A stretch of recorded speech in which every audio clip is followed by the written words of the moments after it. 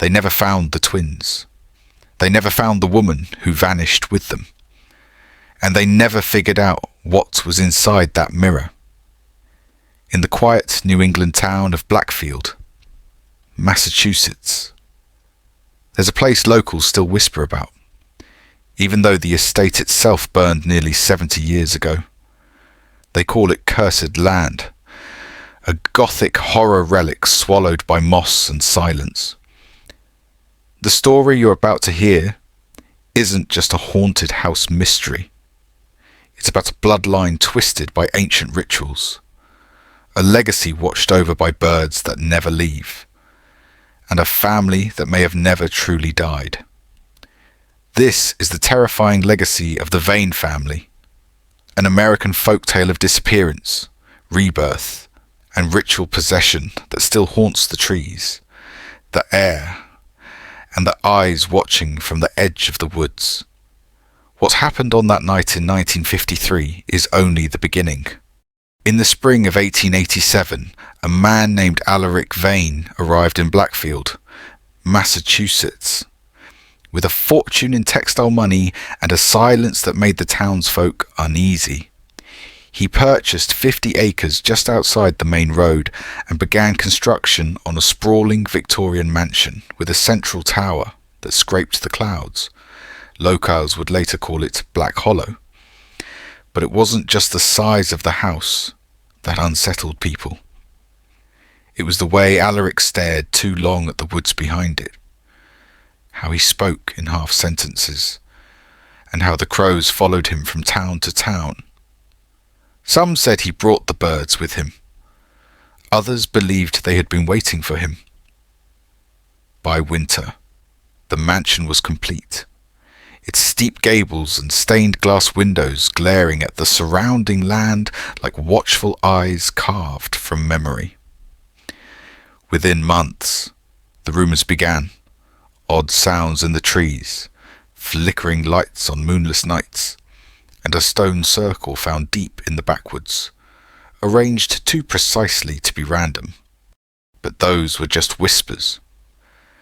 The real unease began when his wife arrived. No one knows why the crows came first, but they always do. Long before the fires, before the missing girls, before the police reports sealed in dust. The birds circled over Blackfield like omens looking for a name. In 1887, Alaric Vane, a textile magnate with old money and older secrets, arrived in town with his wife Seraphine and their 3 children. He didn't speak much, but when he did, people listened, not because they liked him, but because something about him felt inevitable. He purchased 50 acres of untamed forest on the northern ridge and built a mansion so large it seemed to cast shadows, even when the sun was directly overhead. The locals called it Black Hollow, but the children in town had another name for it, the house that watches back. From the moment its tower pierced the tree line, strange things were whispered, stories of animals found dead in perfect circles, of voices heard in the pines that mimicked the sound of loved ones, of doors that locked from the inside without key or reason. Still, nothing could be proven, and the town moved on. But deep down, people knew something had shifted, the kind of shift you don't feel until it's too late to reverse. And somewhere in that house, the Vane legacy had already begun to rot. The first sign was the circle. Perfect, silent, and wrong. A local hunter, Thomas Ellaby, found it in the early winter of 1890 while tracking deer along the edge of the Vane estate. What he stumbled upon was a clearing so still it seemed untouched by wind, the snow undisturbed except for a ring of stones arranged with mathematical precision. At the centre, a shallow pit filled with animal bones, black feathers, and something that looked like charred wax. When he reported it, Alaric Vane dismissed the site as a forgotten burial place of the natives, claiming he had chosen to preserve it out of respect. But Reverend Hollis, the town's parish priest, wasn't convinced. He noted in his private journal, later discovered decades after his death, that Seraphine Vane was often seen muttering in tongues during Sunday communion, her eyes half-lidded, hands trembling slightly, as if channeling something that didn't belong in the church. Children claimed the Vane boys never blinked, and that their sister Althea could name every poisonous plant in the forest by age 7. Still, no crimes had been committed, no proof, just atmosphere. But in towns like Blackfield, fear doesn't need evidence, it just needs time, and the Vane house was giving it plenty. She never screamed, but something in the garden did. On the morning of October 2nd, 1907, the housemaid at Black Hollow found Seraphine Vane, Alaric's wife, lying motionless among the late autumn hedges behind the mansion. Her body was cold, face tilted toward the sky, arms arranged outward in a spiral pattern. Surrounding her were dozens of crow feathers, perfectly laid as if by careful, ritualistic hands. The coroner ruled it heart failure, but those who saw her claimed her mouth was open just enough to suggest she had been whispering when she died. And in the dirt beneath her palms, someone, or something, had drawn a familiar circular symbol, nearly identical to the one found in the woods years earlier. Within 6 months, Alaric remarried. His new bride, Naira Ashvale, arrived without family, background, or proper origin, just a signature in the boarding house ledger, and a face no one could quite remember clearly. The locals called it strange. The church called it blasphemous. But the children at the edge of the forest whispered something else entirely. She doesn't blink, and the birds don't fly away when she walks near. Whatever had begun in that house hadn't died with Seraphine. It had changed its face, and soon it would learn to speak. They said the birds grew louder after she arrived. By the summer of 1908, the crows no longer simply circled. They nested on the chimneys, lined the fence posts, and watched from every gnarled branch that bordered the Black Hollow estate. Naira Ashvale, now the new lady of the house, was seen walking barefoot through the gardens at dusk, whispering to the trees, collecting bones from the soil as if remembering where she had left them. Townsfolk kept their distance, but whispers filled Blackfield, livestock stillborn, glass cracking without cause, dreams of wings that beat from inside the walls, inside the mansion. The children were no longer quite themselves. Silas Vane, once a shy, bookish boy, had begun reciting old languages no one had taught him. Althea no longer smiled, but her sketches began to look more and more like diagrams, ritual maps scrawled in charcoal and pressed leaves. Only Ephraim appeared unchanged, though those closest to the family swore his charm had grown hollow, like something rehearsed. The townspeople didn't know what was happening inside Black Hollow, but they knew one thing for certain.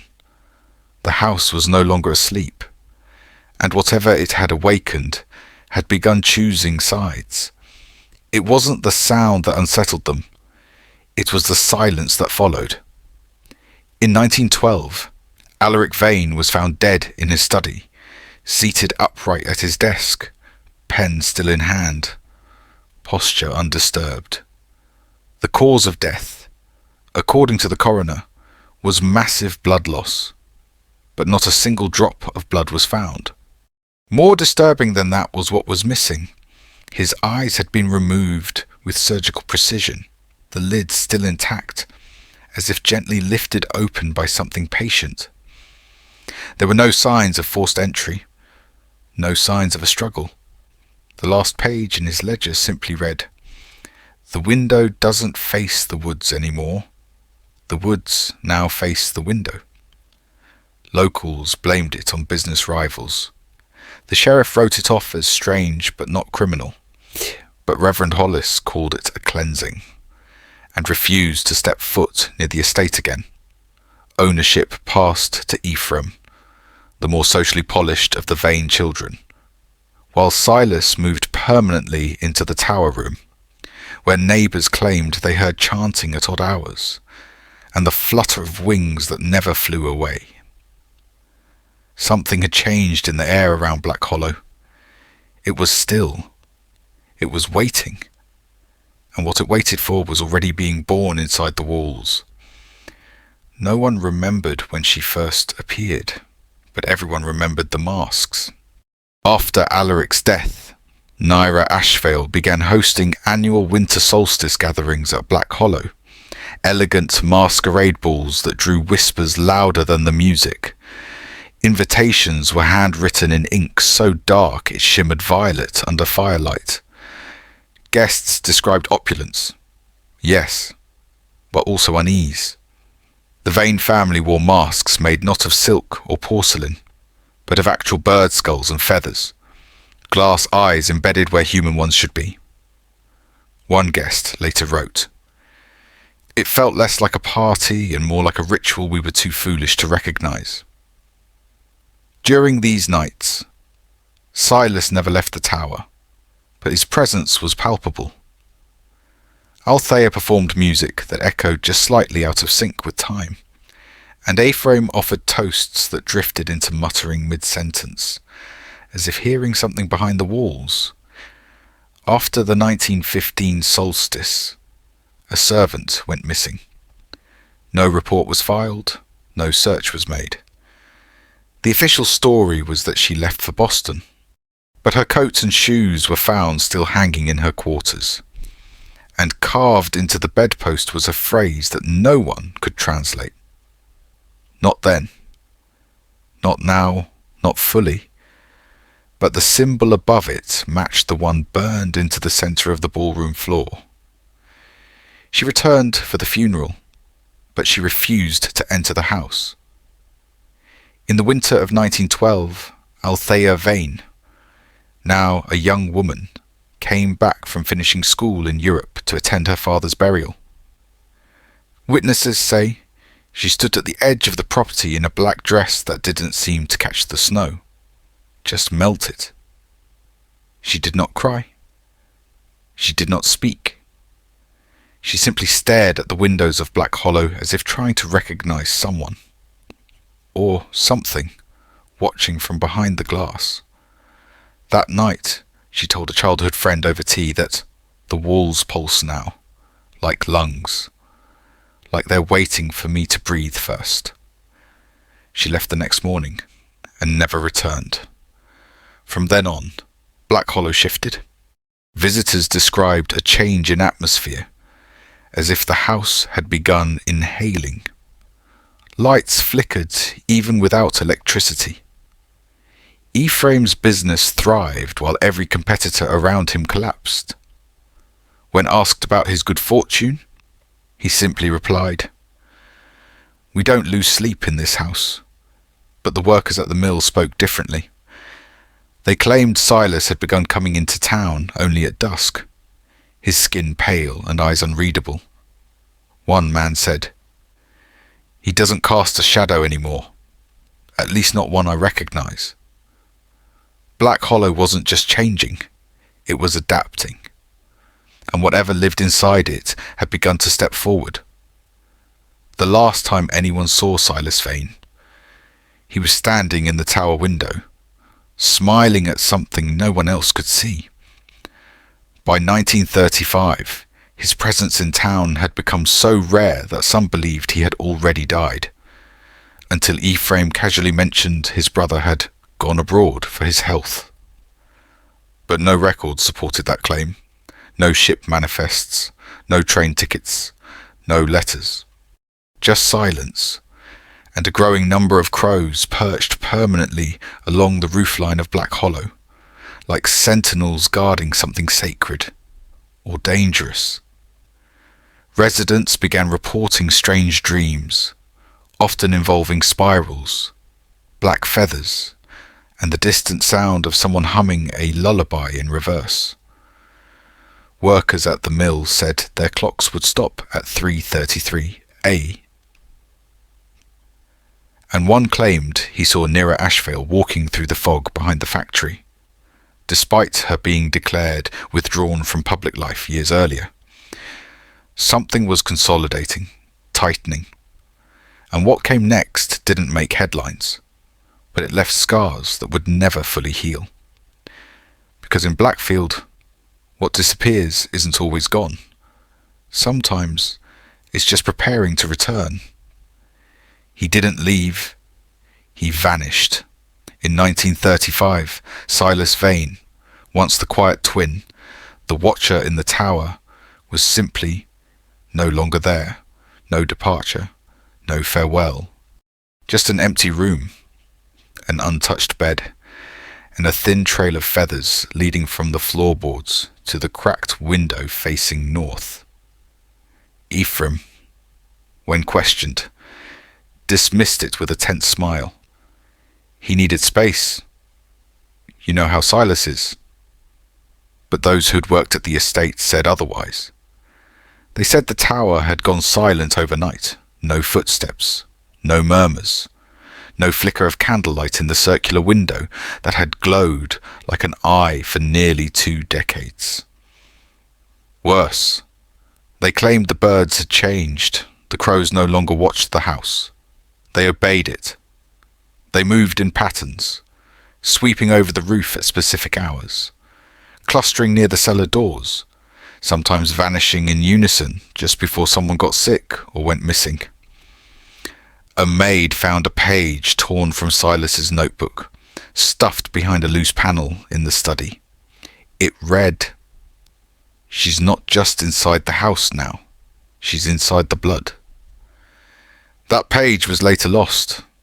No one knows who took it. But from that year forward, Black Hollow stopped being a home. It became something else entirely. She drew what she saw, and what she saw didn't belong in this world. By the early 1940s, Celeste Dane Vane, Ephraim's daughter and their only remaining child in the Black Hollow estate, had become completely reclusive. She no longer attended town functions, no longer walked to the library, no longer spoke unless spoken to. But she drew. And what she drew horrified even the most skeptical. Hundreds of sketches, all of crows, but not ordinary ones. These had human eyes, human hands, twisted faces, their wings spreading like cloaks over infant cribs, over tower windows, over spiral altars no one else remembered building. A former tutor described one piece. A crow peeling itself open to reveal a mouthful of baby teeth. The pieces were never sold, never exhibited. They lined the walls of her room, floor to ceiling, pasted over mirrors and windows like talismans. Her mother, Morel, began to fade. Not die, just drift. Some said she walked in loops around the dining hall for hours, whispering her own name as if trying to remember what it meant. Ephraim, now in full control of the estate and the business, kept outsiders at arm's length, but rumours swirled about sounds in the nursery, voices behind walls, and feathers falling from vents where no birds had ever been. Celeste's art was no longer expression. It was warning, and no one listened. The wedding wasn't a celebration. It was containment. In 1951, Celeste Dane Vane married Dr. Felix Marsh, a quiet military physician who had returned from Europe and was seeking peace. What he found instead was a house that whispered. The ceremony took place not in the town church, but inside Black Hollow itself, under dim candlelight, with only a handful of guests, all of whom later described an overwhelming feeling of being watched. Within a year, Celeste gave birth to twin girls, Thora and Liz, in a delivery that was attended not by hospital staff, but by Nira Ashvale, who had not aged a day since her arrival over 40 years prior. No birth records were filed. The twins were rarely seen. Townsfolk noticed a change in the atmosphere around the estate, a tension that grew heavier with each passing week. The birds no longer simply perched. They gathered in spirals, mimicking the exact patterns Celeste had drawn years earlier. Felix began drinking. Celeste stopped painting. But sometimes, house staff claimed they saw her kneeling by the nursery door, whispering, "Don't answer if they call," from the mirror. And when asked what she meant, she would only smile and say, "You'll know when it happens." What that meant remained unclear until February of 1953. They say the fire started in the nursery, but something else had already burned through the family. On the morning of February 7th, 1953, smoke poured from the east wing of Black Hollow, and by the time the volunteer fire crews arrived, it was already too late. What they found inside wasn't just destruction, it was design. And one body was missing more than its breath. This is where the vain legacy crossed the threshold into something no longer human. They found Celeste in the master bedroom, but the fire didn't kill her. Her throat had been slit cleanly, precisely, long before the flames reached her body. Blood had pooled in strange curves around the bed, not sprayed, but shaped, like a symbol drawn by something that understood meaning. Down the hall, Dr. Felix Marsh was discovered near the nursery door, his arms outstretched as if he'd died mid-sprint, trying to reach someone, or something, on the other side. But the door was unburned, unlocked, inside. There was no trace of Thora or Liz, not even ashes, no bones, no clothes. Just an open window, unbroken, and a single crow feather resting where the crib once stood. Authorities claimed Nira Ashvale was the likely culprit, but she was gone too, vanished, like breath swallowed by wind. A search was launched, statewide, then nationwide. Nothing. A mother murdered, a father incinerated, and 2 children erased from physical reality. The official report called it arson and abduction. But anyone who knew the house knew better. It wasn't just a fire, it was a ritual, and it had worked. What broke the town wasn't the fire. It was what they found in the woods, weeks after the tragedy at Black Hollow. A search team scouring the forest behind the estate came upon a clearing that hadn't existed on any map. In the centre was a stone circle, identical in dimension to the one discovered decades earlier, but this time the contents were different. Beneath a layer of frost, they uncovered a shallow pit filled with feathers and bones, small bones, human bones, infant-sized. No clothing, no markings, just clean, pale remnants arranged as if placed gently by unseen hands. The lead investigator ordered the site covered, buried and sealed. No press release, no official report, just silence. And in the silence, the crows returned, by the hundreds, darkening the sky above Black Hollow so completely that the sun disappeared for almost an hour. Witnesses said they moved in spirals, not chaos, precision. A funeral procession written in wings. That winter, no one in Blackfield spoke the family name, and those who dared walk near the ruins claimed to hear whispers beneath the snow, voices that didn't match the wind. Something hadn't ended. Something had been welcomed home. The final revelation shattered what little logic remained. 2 months after the fire, a local historian named Greta Holloway, obsessed with unravelling the truth, broke into the sealed archives beneath the Blackfield Municipal Building. What she found wasn't a file. It was a film reel, labelled Property of Project Thornsparrow, 1949. The footage showed the Vane twins, Thora and Lise, under clinical observation in a white-tiled room. They weren't crying. They weren't playing. They were standing perfectly still, eyes wide open, mirroring each other's movements with impossible precision. No adults appeared, just timestamps. One looped phrase scribbled in chalk behind them read, "We don't need to speak to hear each other." At the reel's final minutes, the lights flickered and both children turned in unison to stare directly into the camera, unsmiling. The screen then cut to black, except for one last frame, an image of the same stone circle, but now encircled by researchers, all wearing government tags. The reel ended with a silent logo, a crow with 13 eyes. The children weren't missing. They were taken, and whatever had taken them wasn't interested in ransom. It wanted rebirth.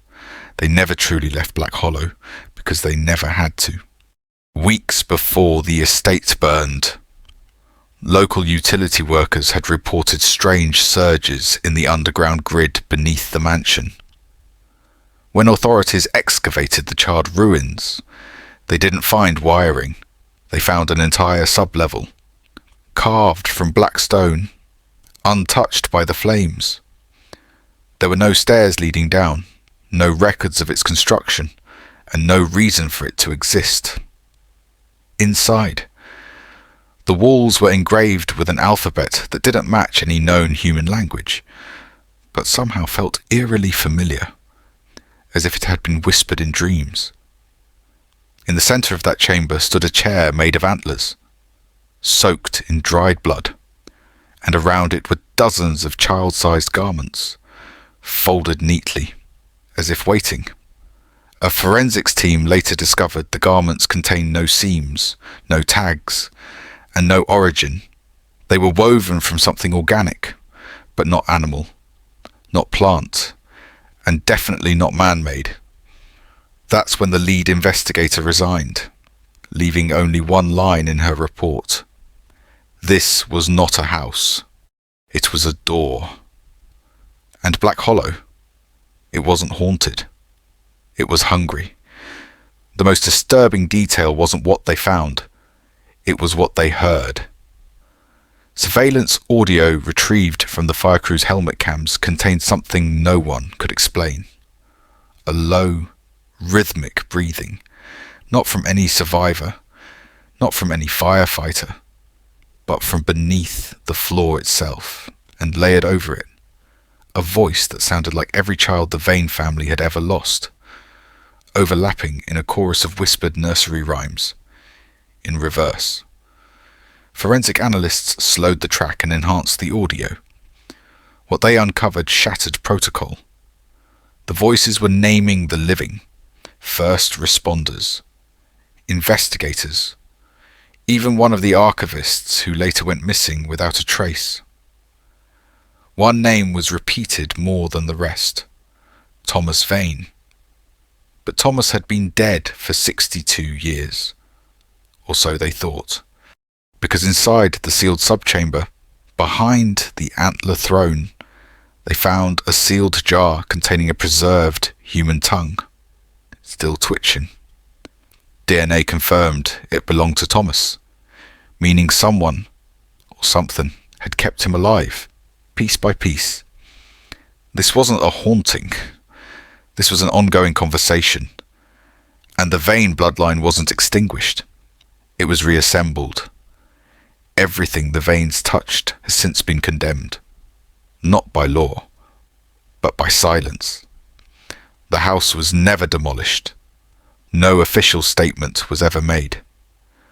But locals say you can still hear the tongue trying to speak, deep underground, especially on the night of the blood moon, and that the names it whispers now aren't just from the past, they're from the comment sections of videos like this.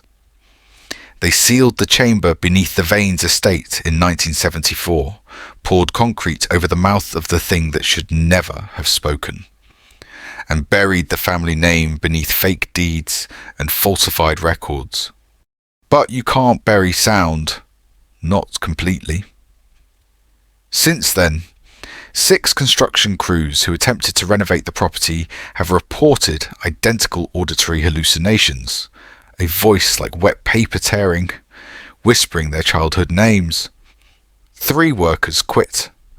1 disappeared entirely, leaving behind only a note that read, "It remembered me." The town council refuses to acknowledge the estate. Real estate listings blur when photographed. GPS directions reroute away from it. And those who trespass say the deeper they walk into the basement, the less they remember why they came. Locals claim the curse has metastasized, not just across the bloodline, but across anyone who dares to look too closely.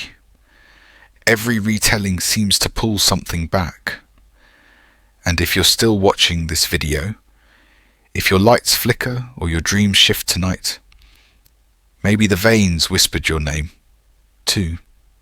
They demolished the outer manor in 1981, hoping that bricks and steel could silence what had already etched itself into the marrow of the town.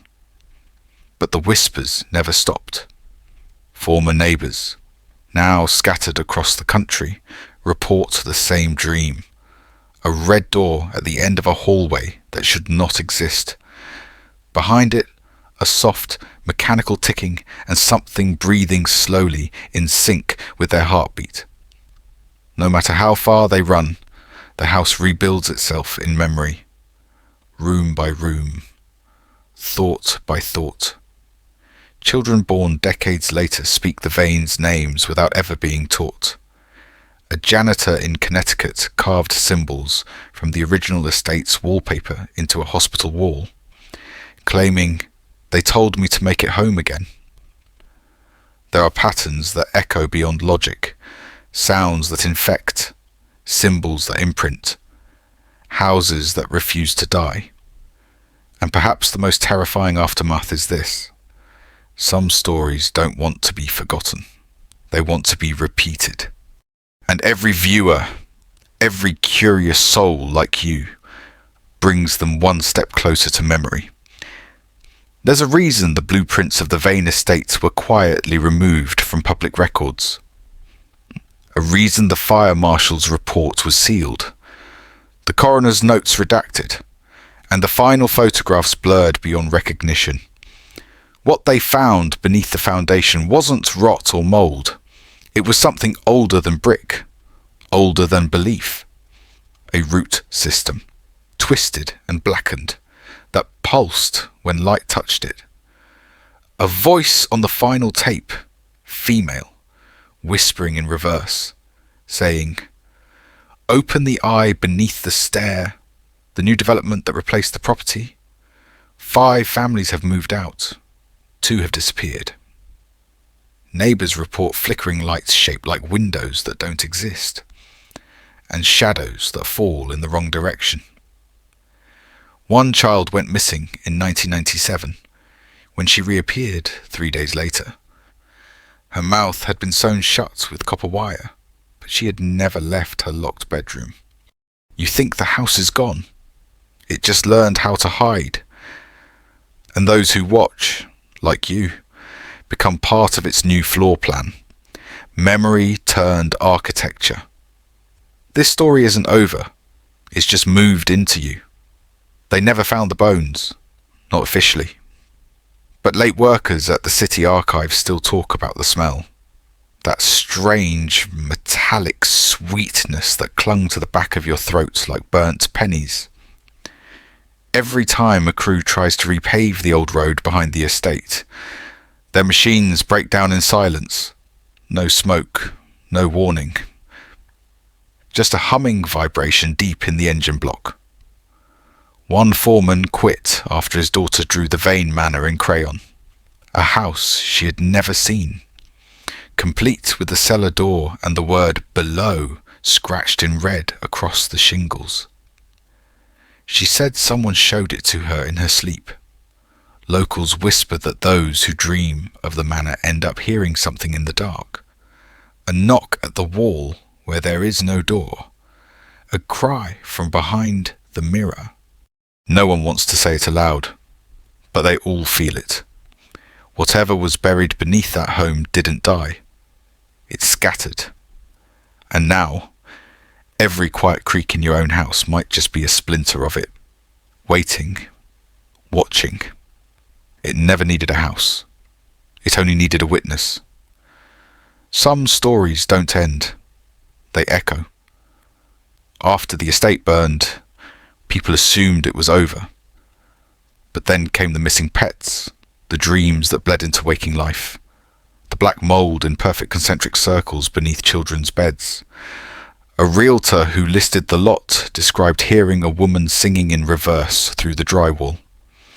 He hasn't spoken since.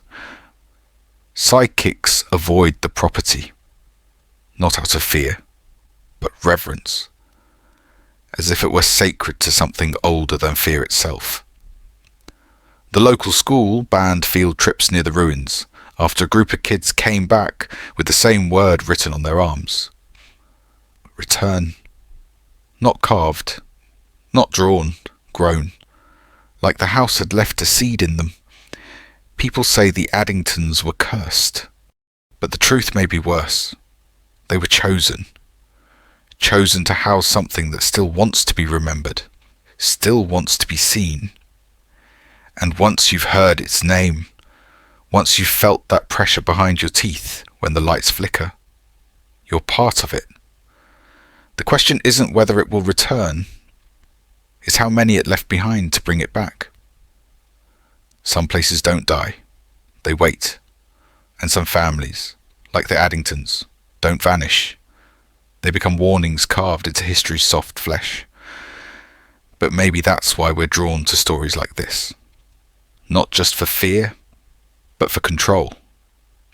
Because if we can name it, trace it, retell it, then maybe we keep the darkness outside the walls. So here's the real question. What if it's not just their story? What if it's yours next? If something in this tale unsettled you, that's not an accident. It's a knock. So tell us, what do you believe really happened in that house? Drop your theory in the comments. Share this with someone who'd never dare step inside. And if you want more truths that were never meant to be found, hit subscribe. Save this story and keep the lights on. You'll want them on. Trust me.